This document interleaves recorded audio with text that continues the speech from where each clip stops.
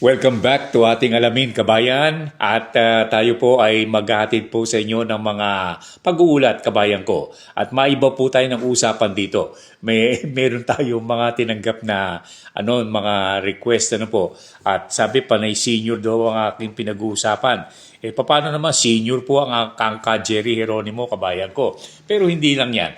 Alam nyo, nung isang araw, mapag-uusapan po yung mga kabataan at mga senior po natin.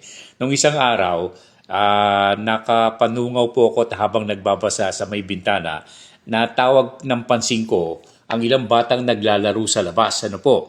At sila po ay siguro mga 5, 7, 6, 8 years old.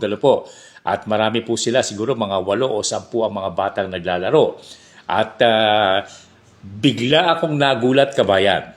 Tumayo po ang inyong lingkod sa harap po ng bintana at nakita po ang mga naglalaro At tumayo po yung medyo nakakatanda sa kanila, siguro yung mga 7 years old ang bata. Tumayo po sa harap ng kanyang mga kalaro, pinatahimik ang mga ito at seryosong sumigaw ng, "Hoy! Bago tayo maglaro, awitin muna natin ang Bayang Magiliw." At buong sigla ang mga bata na inawit po ang Bayang Magiliw, ang ating pambansang awit kabayan ko. Memorize po nila kabayan.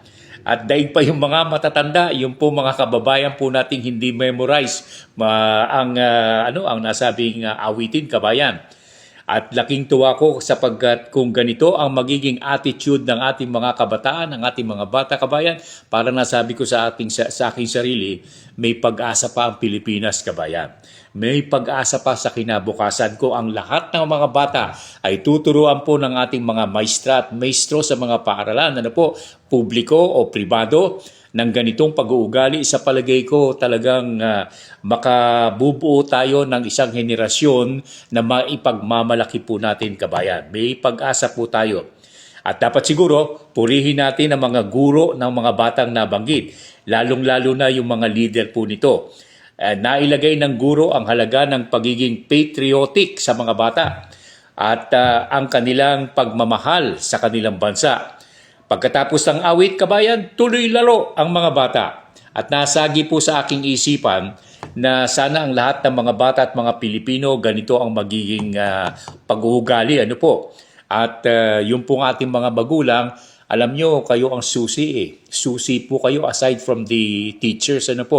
Kapag kayo po ay nagkaugnayan sa Parent-Teacher Association, Parent PTA meeting, kabayan ko, ay yung mga guro, pag-aralan po ninyo ang mga ina, ang mga ama. Bigyan po nyo sila ng mga kuntil-butil ng pagpapayo para po sa kanilang mga anak. At yung mga bagay na yan ay napakahalaga. At yan po ay masasabi po nating isang kuntil-butil na ideya na naipapasa ko po sa inyo sapagkat kayo pong mga nanonood at nakikinig ng ating programa, matutuwa po kayo kapag ito ay nakita po nating naisasagawa dito po sa ating bansa kabayan. Ang pagbabago ng pag-uugali ng ating mga kabataan kabayan ko. Okay, kabayan, samahan pa po ninyo ako sa mga darating